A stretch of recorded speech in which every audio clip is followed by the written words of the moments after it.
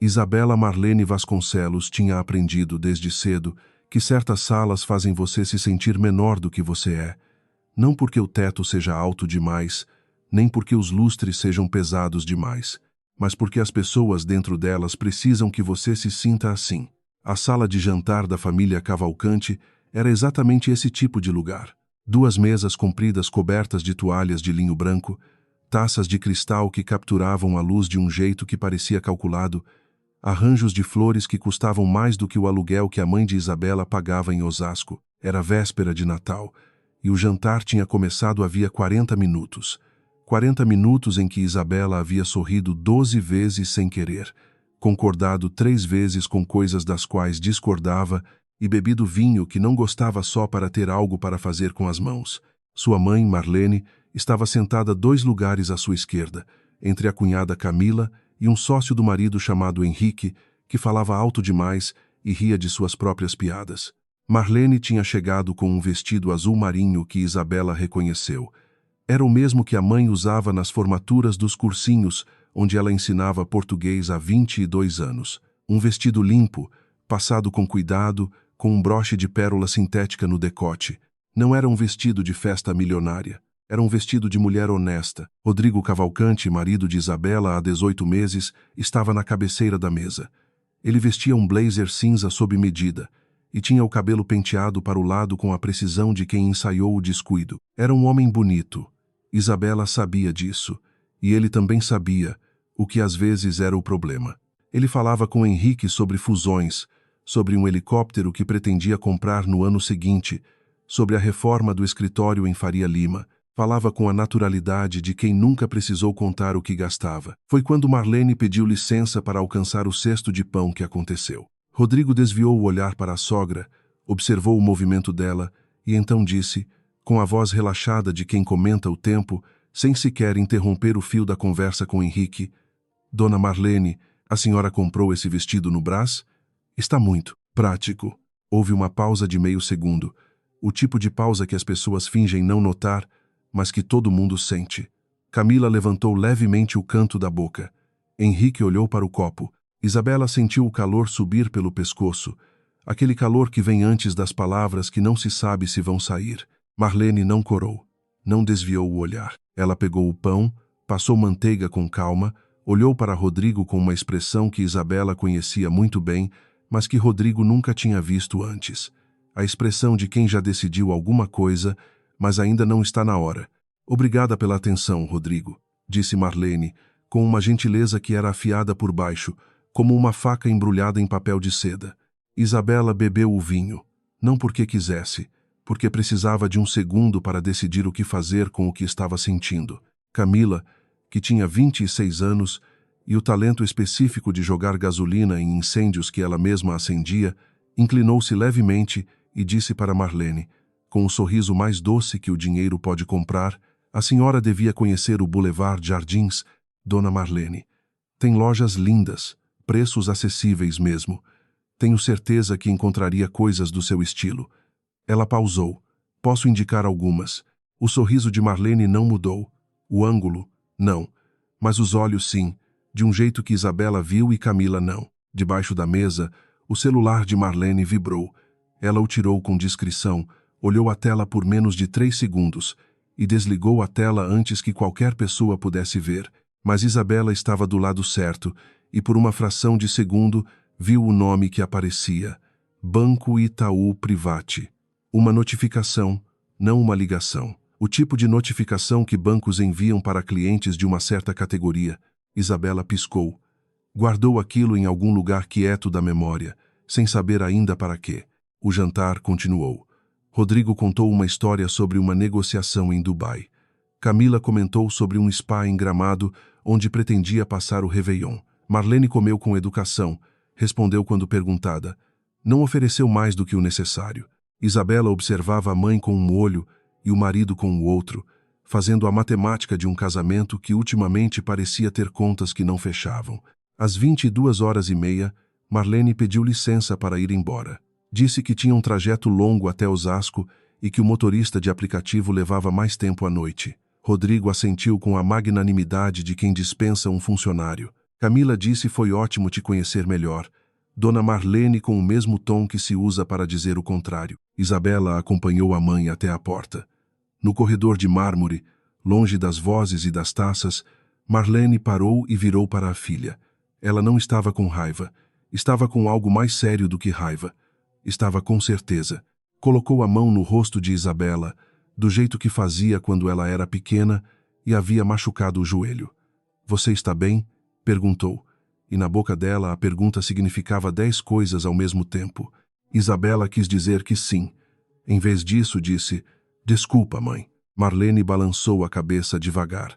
Não precisa pedir desculpa pelo que não fez. Abriu a bolsa, tirou um chapstick, guardou de novo, e então disse, em voz baixa, mas sem hesitação: já chega, minha filha. Já está na hora. Isabela não perguntou o que a mãe quis dizer. Havia uma parte dela que já sabia, de um jeito que o estômago sabe antes da cabeça. Ficou parada no corredor de mármore, ouvindo o elevador descer, e ficou com aquelas 4 palavras dentro do peito, como 4 pedras que alguém havia colocado lá com muito cuidado. De volta à mesa, Rodrigo estava rindo de algo que Henrique tinha dito. Ele olhou para Isabela quando ela se sentou e perguntou, sem malícia aparente, porque ele raramente percebia quando havia malícia no que dizia: sua mãe foi embora bem cedo, né? Ela ficou à vontade? Isabela olhou para o marido. Para o blazer cinza feito sob medida. Para o sorriso fácil de quem nunca precisou contar o que gastava. E disse, com uma calma que ela própria não sabia de onde tirou: ficou, sim. Ela sempre fica à vontade em qualquer lugar. Rodrigo assentiu e voltou para Henrique. Não percebeu o que havia na frase. Isabela tampouco tinha certeza ainda do que havia ali. Mas havia alguma coisa, e aquela noite ela pressentiu. Não estava terminada. Na manhã seguinte, Rodrigo acordou, foi ao banheiro, voltou, pegou o celular, passou 20 minutos no Instagram de um influenciador de investimentos e então desceu para o café da manhã como se a véspera fosse uma noite qualquer. Isabela estava na cozinha com uma xícara de café que já tinha esfriado. Ela havia dormido pouco. Não por raiva exatamente. Raiva ela sabia identificar, sabia onde ficava no corpo, sabia como sair. O que a havia mantido acordada era diferente. Era a sensação de estar diante de uma soma que não fecha e perceber que faz tempo que você sabe que não fecha, mas só agora olhou com atenção para os números. Rodrigo se serviu de suco, comeu uma fatia de pão sem glúten e disse, com a naturalidade de quem comenta sobre uma série na Netflix: sua mãe é boa pessoa, Isa. Só acho que ela poderia ter se esforçado um pouco mais, sabe? Primeiro jantar com a família toda, podia ter vindo mais. Arrumada. As pessoas notam essas coisas.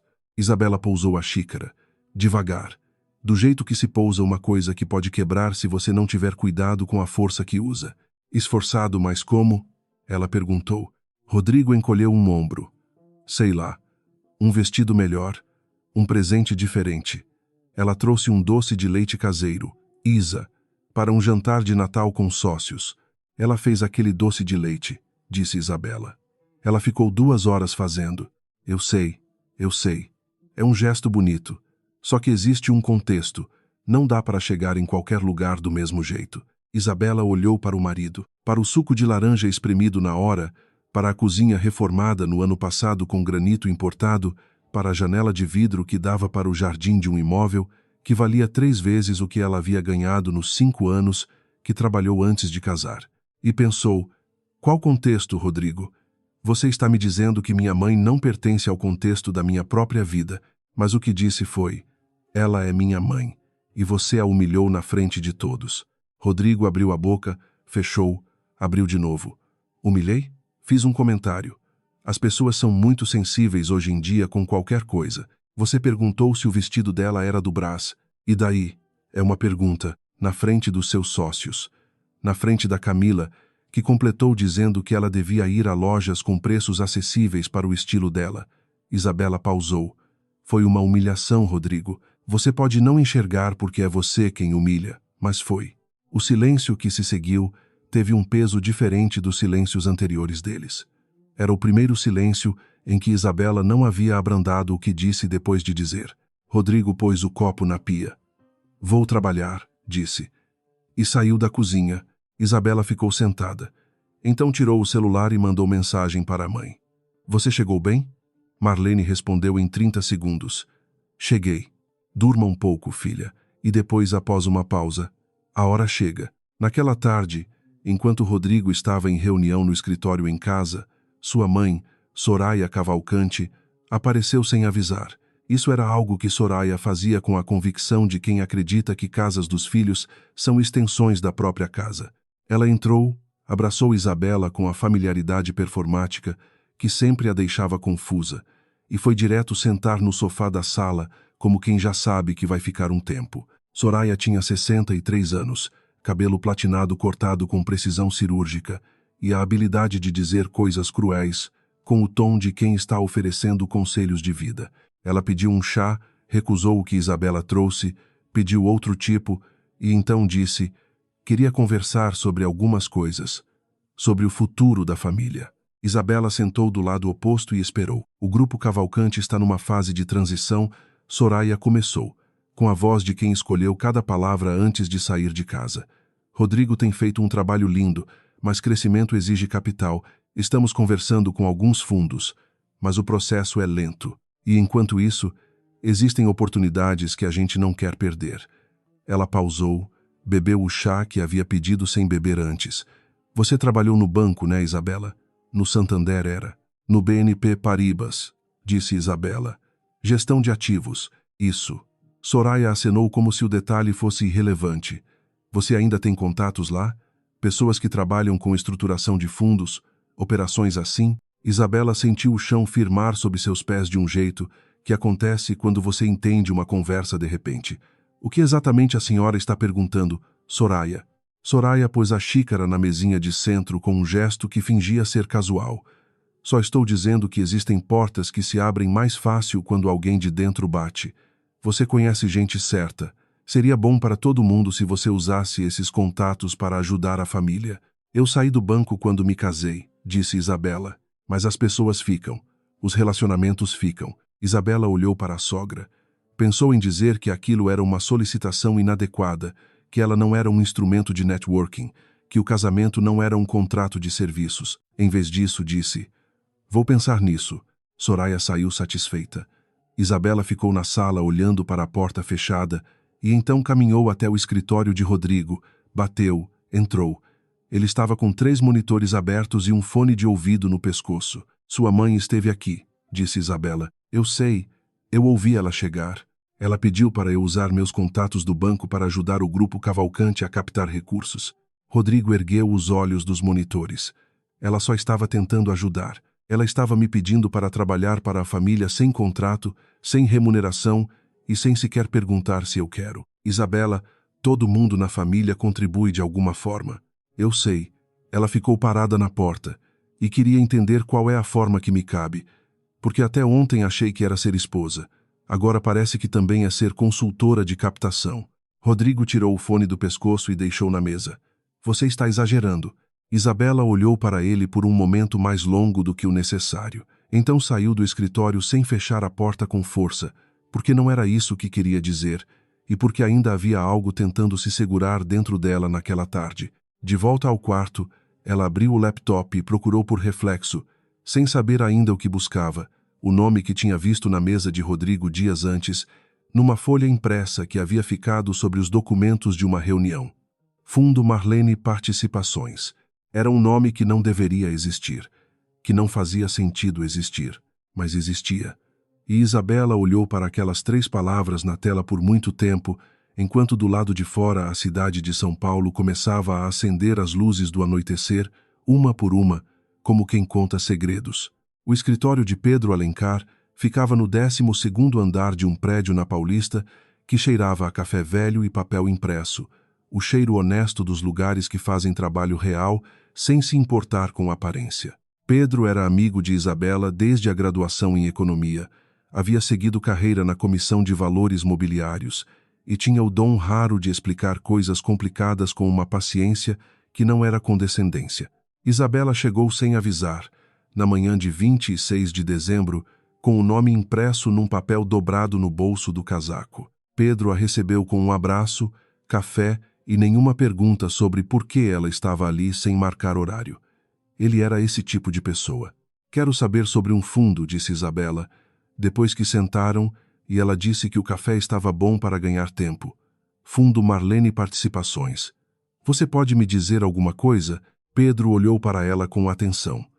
Não com surpresa, porque Pedro raramente se surpreendia. Com atenção. De onde você tirou esse nome? Vi num documento. Por quê? Você conhece? Pedro cruzou as mãos sobre a mesa. Não é um nome que eu possa confirmar ou negar detalhes, Isabela, mas é um nome que já apareceu no nosso radar, sim. Ele pausou. É um fundo estruturado sob uma holding em Cayman, o que é completamente legal, mas que por design mantém a identidade do controlador final protegida por camadas societárias. Nós sabemos que existe. Não sabemos quem é. O que eu posso te dizer é que o volume sob gestão não é pequeno. Ele a olhou. Por que você está me perguntando isso?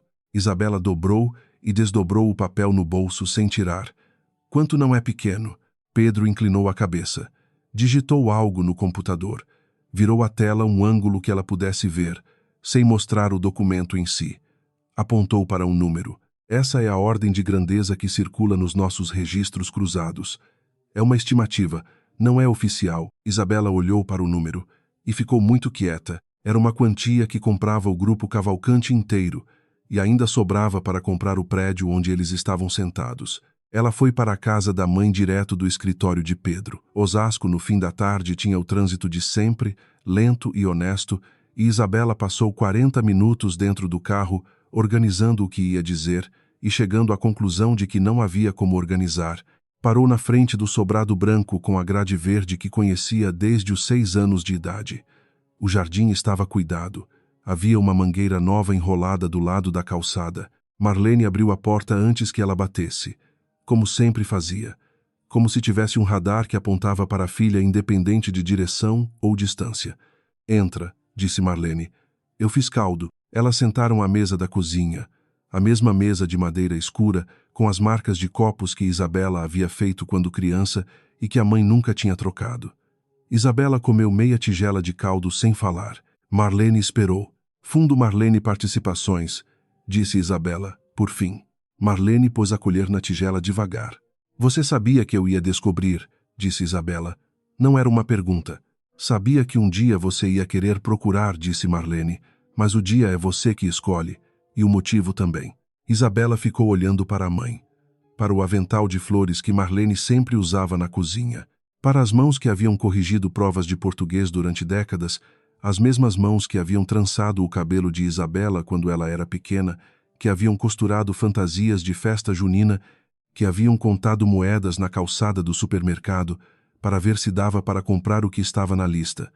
Ou pelo menos era o que Isabela havia visto.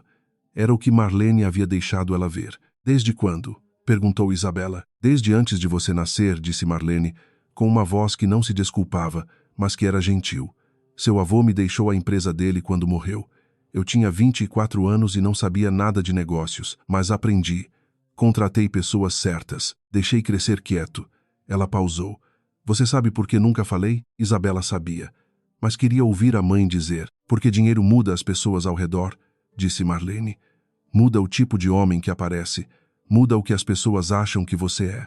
Queria que você vivesse uma vida sua, que escolhesse coisas suas, que as pessoas te escolhessem por você. Ela pôs a mão sobre a mão da filha e queria saber, quando chegasse a hora, quem era o homem que você tinha escolhido. O silêncio que veio depois era diferente dos silêncios zangados ou dos silêncios constrangidos. Era o silêncio de duas pessoas que se entendem tanto que as palavras às vezes chegam tarde. Você ficou com raiva, disse Marlene. Não era pergunta. Estou, disse Isabela. Não de você esconder, de eu não ter sabido o suficiente para entender o que estava vendo. Ela respirou. E estou com medo. Do quê? De que agora as coisas mudem de um jeito que não consigo controlar. Marlene retirou a mão, pegou a colher, mexeu o caldo que estava frio. Já estão mudando, disse. Desde a noite de véspera de Natal. Você é quem decide o ritmo. Na mesma tarde, a 100 quilômetros dali em linha reta, mas a um mundo inteiro de distância, Camila Cavalcante estava sentada na varanda do apartamento dela no Itaim, com um drink que ela não estava bebendo e o celular que ela não parava de consultar. Ela havia visto Isabela saindo cedo pela manhã, sem avisar Rodrigo, com aquele rosto de quem está indo fazer alguma coisa que não vai contar depois. Camila tinha um instinto afinado para o perigo. Era o que a havia mantido no centro da família Cavalcante, mesmo quando Rodrigo havia se casado e, teoricamente, o mapa de poder havia mudado. Ela sabia quando havia variáveis que não controlava, e Isabela, ultimamente, estava se tornando uma variável desse tipo. Ela abriu o WhatsApp e mandou mensagem para Rodrigo. Você sabe onde a Isabela foi hoje de manhã? Rodrigo respondeu depois de 18 minutos. Não. Por quê? Camila digitou e apagou 3 respostas diferentes antes de mandar. Nada esquece. Só curiosidade. Mas ela não esqueceu. Naquela noite, Rodrigo estava na sala quando Isabela chegou. Ele tinha um contrato aberto no laptop e uma xícara de café ao lado. Ergueu os olhos quando ela entrou, avaliou a expressão dela com a habilidade de quem convive com alguém há um tempo suficiente para ler sinais sem saber o que significam, e disse: Você foi aonde hoje? Isabela tirou o casaco, pendurou no gancho perto da porta. Ver minha mãe. Ah! Rodrigo voltou para o contrato. Ela está bem? Está. Isabela foi até a cozinha, bebeu um copo de água, voltou para a sala. Ficou parada na entrada. Rodrigo não olhou para cima. Rodrigo, Eila Olhau, você sabe o que é o Fundo Marlene Participações? A mudança na expressão dele foi pequena, mas Isabela já tinha experiência em ler coisas pequenas. Os olhos mudaram de direção 1 centímetro. Os ombros subiram 2 milímetros. Onde você ouviu esse nome?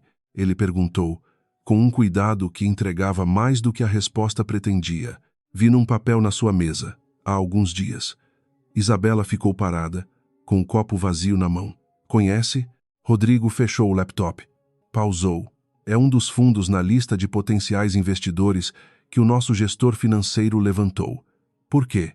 Só curiosidade, disse Isabela. Exatamente o que Camila havia dito para ele mais cedo, sem saber.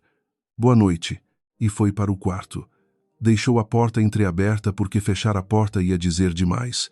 E ainda não era hora de dizer tudo. Rodrigo ficou na sala com o laptop fechado e a xícara de café que esfriava, olhando para o corredor escuro com a expressão de quem acabou de perceber que estava no meio de uma conversa que havia começado sem ele saber.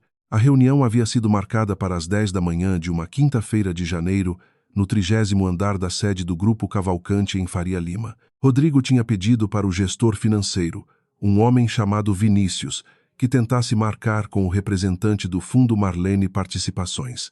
Era a 3ª tentativa. As 2 anteriores haviam sido recusadas sem explicação, via e-mail, com uma cordialidade que não abria espaço para negociação. Desta vez o fundo havia aceitado, com uma condição. O representante escolheria os presentes na sala. Rodrigo havia achado estranho, mas Vinícius disse que fundos com esse perfil às vezes faziam isso para controlar o fluxo de informação na negociação. Rodrigo havia concordado. Camila havia pedido para participar e ele havia dito não, porque Camila em negociações sensíveis era uma variável que ele preferia não introduzir. Isabela havia saído mais cedo naquela manhã, dizendo que tinha um compromisso. Às 10 em ponto, a porta da sala de reuniões se abriu. Rodrigo estava sentado com Vinícius e com o advogado do grupo, um homem de 50 e poucos anos chamado Dr. Márcio, que tinha o hábito de tamborear os dedos na mesa quando estava processando alguma coisa. Eles 3 ergueram os olhos para a porta ao mesmo tempo. Marlene Vasconcelos entrou primeiro. Usava um terninho azul escuro que Rodrigo nunca havia visto, com o cabelo preso, óculos de aros finos e uma pasta de couro sobre o braço. Atrás dela, um jovem advogado com um notebook e uma expressão profissional que não revelava nada. E ao lado da porta, ficando para fechar, Isabela. Rodrigo olhou para a esposa, depois para a sogra, depois para a pasta, depois para a sogra de novo. O silêncio durou talvez 4 segundos. Para Rodrigo, pareceu consideravelmente mais longo. Marlene puxou a cadeira do lado oposto a ele, sem pressa, sem nenhum dos gestos de quem está nervoso ou de quem está performando calma. Ela simplesmente estava calma, do jeito que se está calmo quando se tem tempo suficiente de lado e clareza suficiente de propósito. Sentou, colocou a pasta na mesa, abriu. Bom dia, Rodrigo, ela disse. A mesma voz do jantar de Natal, a mesma gentileza que era afiada por baixo. Obrigada por ter tempo para nos receber. O advogado jovem distribuiu 3 pastas impressas para os lados de Rodrigo, Vinícius e Dr. Márcio. Rodrigo abriu a sua. Viu o logotipo do fundo, a estrutura societária, o histórico de rendimentos, o patrimônio sob gestão. Viu o número que Isabela já havia visto na tela de Pedro Alencar uma semana antes. Rodrigo olhou para Isabela. Ela estava de pé ao lado da porta, com as mãos juntas na frente do corpo, com uma expressão que ele não sabia nomear completamente. Parte firmeza, parte alguma coisa que se parecia com tristeza, parte alguma coisa que se parecia com alívio. Você sabia, ele disse para ela. Não era acusação. Era a constatação de quem está reorganizando um mapa que desenhou errado. Faz pouco tempo, disse Isabela. Dr. Márcio havia parado de tamborear os dedos. Vinícius estava olhando para a pasta com a expressão de um homem que está recalculando muito rapidamente. Marlene esperou que o silêncio terminasse por conta própria. Então disse, posso apresentar a proposta? Rodrigo fechou a pasta. Abriu de novo. Fechou. Disse, pode. O que Marlene apresentou nos 45 minutos seguintes era uma proposta de aporte que resolveria o problema de liquidez do Grupo Cavalcante pelo próximo ciclo de 3 anos, com condições de retorno que o mercado não conseguiria oferecer naquele prazo. Era, sob qualquer análise objetiva, uma proposta extraordinária. Havia uma cláusula que Rodrigo leu 2 vezes. Cláusula 7, subitem C. Como parte da estrutura de governança acordada para o período de parceria, o grupo comprometia-se a adotar e cumprir internamente um código de conduta interpessoal, incluindo equidade de tratamento entre todos os membros da estrutura familiar vinculada à empresa, sem distinção de origem, histórico econômico ou grau de parentesco. O descumprimento documentado da cláusula daria ao fundo o direito de renegociar os termos ou retirar o aporte antes do prazo. Dr. Márcio olhou para Rodrigo. Rodrigo olhou para Marlene. A senhora está me pedindo para assinar um contrato de boas maneiras, disse Rodrigo. Marlene inclinou levemente a cabeça. Estou pedindo para você assinar um contrato de governança. As boas maneiras eu esperava que fossem voluntárias. Havia uma frase que ficou no ar depois disso. Rodrigo sentiu ela, mesmo sem ouvir em voz alta, porque ele era inteligente o suficiente para isso. As boas maneiras que deveriam ter aparecido na noite de 24 de dezembro, quando uma mulher de vestido azul marinho havia chegado com doce de leite feito à mão e sido perguntada se havia comprado o vestido no Brás. Vinícius disse algo sobre precisar revisar os termos com calma. Dr. Márcio disse que havia alguns pontos técnicos para verificar. Eram as coisas que advogados e gestores dizem quando a decisão já foi tomada, mas ainda não foi dita em voz alta. Rodrigo pediu 15 minutos de intervalo. Ele e Isabela ficaram sozinhos no corredor. As janelas de vidro davam para a Faria Lima lá embaixo, o trânsito de sempre, as pessoas que caminhavam sem saber o que estava acontecendo no 30º andar. Rodrigo ficou com as mãos nos bolsos. Isabela ficou de frente para a janela. Eu não sabia, disse Rodrigo, que ela tinha isso. Eu sei que você não sabia. Se eu soubesse, ele começou. Se você soubesse, Isabela disse devagar, virando-se para ele, você teria tratado ela diferente. E é exatamente isso o problema, Rodrigo. É exatamente isso. Rodrigo ficou quieto. Ela não precisava ter um fundo de investimento para merecer ser tratada com respeito, disse Isabela. Ela precisava ser a minha mãe. Era suficiente. Rodrigo olhou para a esposa, para o rosto que ele conhecia há 2 anos e que neste momento parecia diferente, não porque ela havia mudado, mas porque ele estava olhando diferente, com o olhar de quem acabou de entender que havia estado olhando para o lado errado o tempo todo. Ele não disse nada, porque não havia nada que dissesse o suficiente ali. O celular de Rodrigo vibrou. Era Camila. Ele rejeitou a chamada. Vibrou de novo. Texto desta vez. Rodrigo, eu vi a entrada deles pela câmera do lobby. O que está acontecendo? Quem é aquela mulher com a Isabela? Rodrigo leu a mensagem. Então disse para a Isabela, com uma voz que saiu mais baixa do que pretendia. A Camila está vendo as câmeras do lobby. Isabela respirou fundo. Eu sei, ela não. O celular de Isabela vibrou. Ela olhou. Era um alerta do Google, configurado para monitorar o nome do fundo, que ela havia criado alguns dias antes como precaução. A notificação dizia: Fundo Marlene Participações. Novo artigo em portal de finanças. Ela abriu. O título do artigo era: Quem é o misterioso fundo que negocia a entrada no grupo Cavalcante? Rumores apontam para a conexão familiar não divulgada. Isabela mostrou o celular para Rodrigo sem dizer nada. Ele leu. Leu de novo. Olhou para ela. Foi a Camila, disse. E não era pergunta. Provavelmente. Isabela guardou o celular. O artigo está vago ainda. Mas se eles conseguirem identificar minha mãe antes de terminarmos a negociação, pode complicar tudo.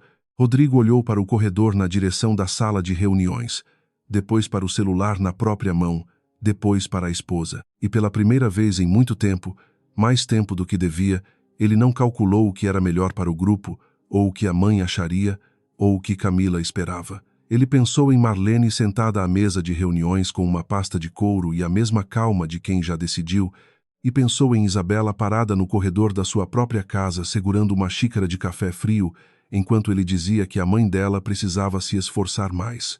Deixa comigo, disse Rodrigo, e voltou para a sala de reuniões. Camila não estava em casa quando Rodrigo ligou. Estava no elevador do prédio deles, subindo, com o celular na mão e a expressão de quem já construiu uma versão da história antes de ouvir a outra parte. Ela havia passado a manhã fazendo o que fazia quando sentia o controle escorregando, reunindo informação. Havia ligado para 2 conhecidos do mercado financeiro. Havia mandado o nome do fundo para um jornalista que às vezes trocava informações por fontes. Havia feito isso tudo convencida de que estava protegendo a família. A porta do apartamento de Rodrigo abriu antes que ela batesse. Isabela estava do outro lado. Camila deu um passo para trás por reflexo. Depois recobrou a postura. Isabela. Rodrigo está em casa? Está, disse Isabela. Entra. O tom não era hostil. Era simplesmente definitivo. O tom de quem não está pedindo. A sala estava com as luzes da tarde. Rodrigo estava perto da janela, sem blazer, com as mangas da camisa dobradas. Não tinha a expressão de quem vai dar uma bronca. Tinha a expressão de quem está cansado de uma coisa específica e decidiu parar de estar. Camila entrou, olhou para ele, depois para Isabela, depois para ele de novo. O que foi? Disse, com um sorriso que usava quando precisava de tempo. Vocês dois com esse clima. Parece velório. Você mandou o nome do fundo para a imprensa, disse Rodrigo. Camila abriu a boca. Eu não. Camila. Ela fechou a boca. Abriu de novo. Eu só perguntei para uma pessoa, não mandei nada. Só mencionei. Você mencionou para um jornalista o nome de um fundo envolvido numa negociação ativa do grupo. Isso tem nome e tem consequências. Rodrigo olhou para a irmã com uma atenção que Camila não estava acostumada a receber dele. Não raiva. Clareza. Era pior do que raiva. Por que você fez isso? Camila cruzou os braços. Porque ninguém me conta nada. Porque de repente a sogra aparece no prédio do grupo e eu fico sabendo pela câmera do lobby. Porque ela pausou. E ali, embaixo do sorriso e da postura, apareceu algo mais real, porque eu não sei mais o que está acontecendo na minha própria família. Na sua família, disse Isabela, com uma voz que não levantava, ou na família do seu irmão? Camila virou para ela. O que você quer dizer com isso? Quero dizer que você age como se as decisões do Rodrigo precisassem passar por você, como se o casamento dele fosse uma ameaça ao seu lugar. Isabela não avançou, não gesticulou, ficou parada onde estava, falando como quem resolve uma equação. Não é uma acusação, Camila. É uma observação. E acho que você sabe que é verdade. O silêncio foi longo. Camila olhou para o irmão esperando que ele interviesse, que dissesse que Isabela estava exagerando, que as coisas iam ficar bem. Era o que ele sempre havia feito, o papel que havia ocupado na dinâmica deles desde que eram crianças. O suavizador, o equilibrador, o que ficava no meio. Rodrigo ficou em silêncio. Camila entendeu, naquele silêncio, que alguma coisa havia mudado de lugar sem que ela percebesse quando. Ela descruzou os braços, olhou para a janela. O que vai acontecer com o artigo? Rodrigo está tratando, disse Isabela, e com a negociação, também. Camila ficou parada por um momento. Então disse, com uma voz que havia perdido a armadura, eu errei. Não foi fácil. Isabela viu que não foi. Não queria que saísse assim. Eu só queria saber o que estava acontecendo. Da próxima vez, disse Rodrigo, você pergunta para mim. Camila assentiu. Pegou a bolsa. Parou na porta. Não se virou completamente, mas disse, para o espaço entre ela e a sala, a sua mãe, Isabela, ela é, não é o que eu pensei que era. Nunca foi. disse Isabela. Camila saiu. A porta fechou devagar, sem barulho. A segunda parte do problema chegou 20 minutos depois, quando o Dr. Márcio ligou para Rodrigo. O artigo havia sido localizado e a assessoria jurídica havia entrado em contato com o portal, mas o editor queria confirmação de que havia um interesse legítimo na retirada, não apenas pressão corporativa.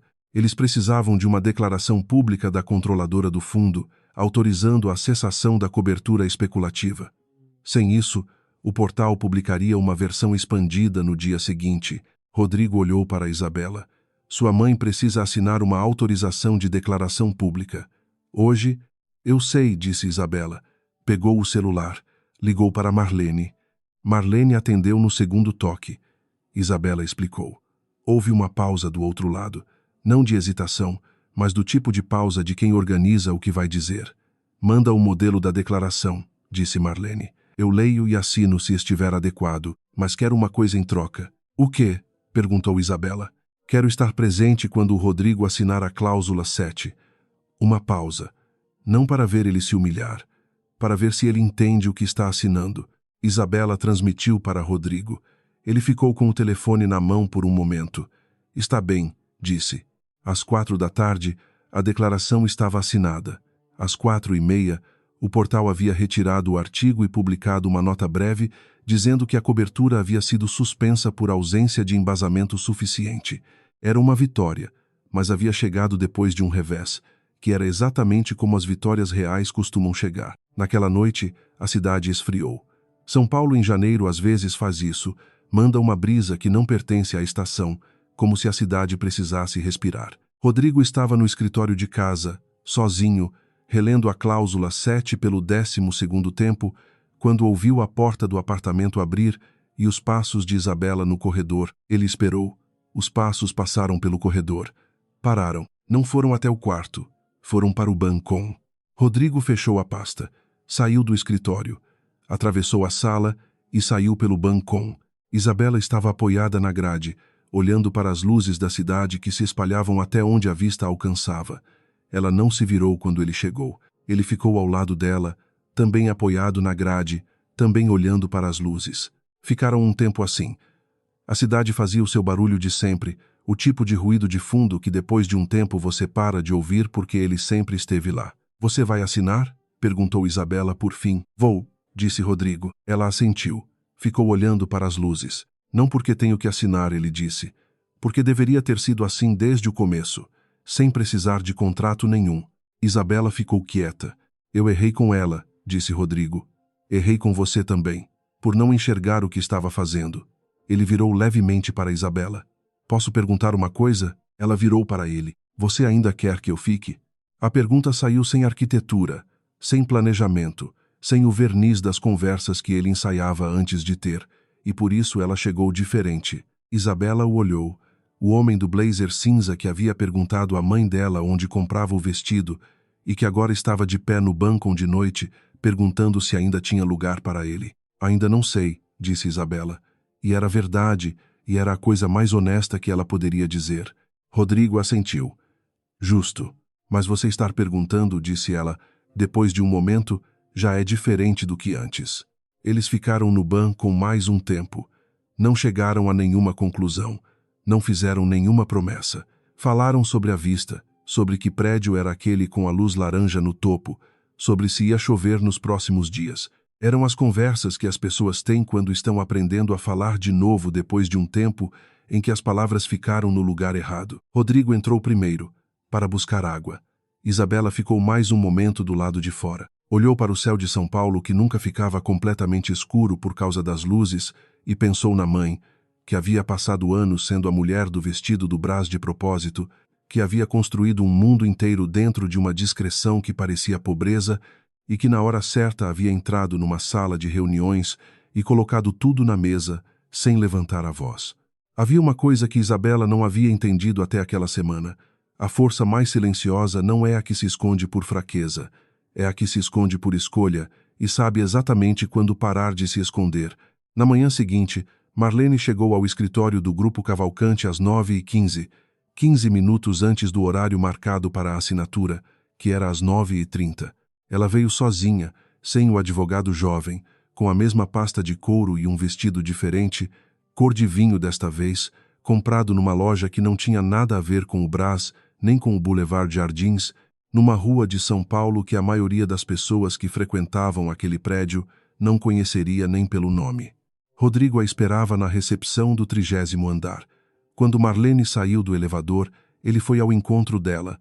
Ficaram parados a uma distância de 2 metros, e havia 18 meses de mal-entendidos entre os dois, mais os anos que a sogra havia passado sendo julgada antes de entrar no elevador. Dona Marlene, disse Rodrigo, e parou, porque o que havia para dizer era muito, e as palavras certas não vinham na ordem certa. Eu devia ter... Você já vai assinar, disse Marlene, com uma simplicidade que não era frieza.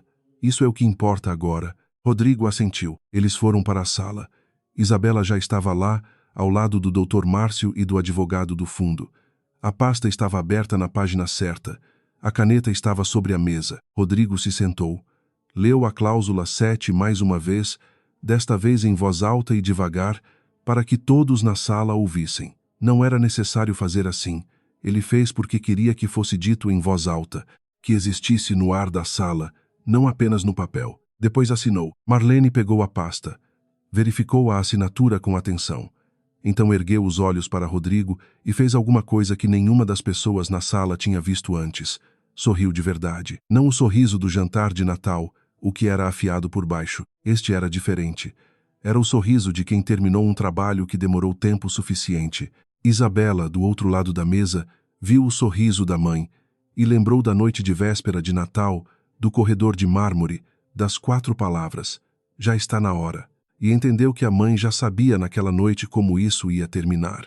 Havia apenas esperado que a história contasse os capítulos que precisavam ser contados. Depois que todos saíram, Isabela ficou sozinha com a mãe por um momento na sala de reuniões. Você sempre soube o final, disse Isabela. Marlene colocou a pasta debaixo do braço. Nunca se sabe o final, disse. Só se sabe qual direção vale a pena caminhar. Ela tocou o rosto da filha, do mesmo jeito do corredor de mármore, do mesmo jeito de quando Isabela tinha 6 anos e havia machucado o joelho. O resto é você quem escreve. Isabela abraçou a mãe. Não disse nada mais. Não precisava. Do lado de fora, São Paulo continuava. Os carros na Faria Lima, os andares iluminados dos prédios de vidro, as pessoas que passavam sem saber de nada.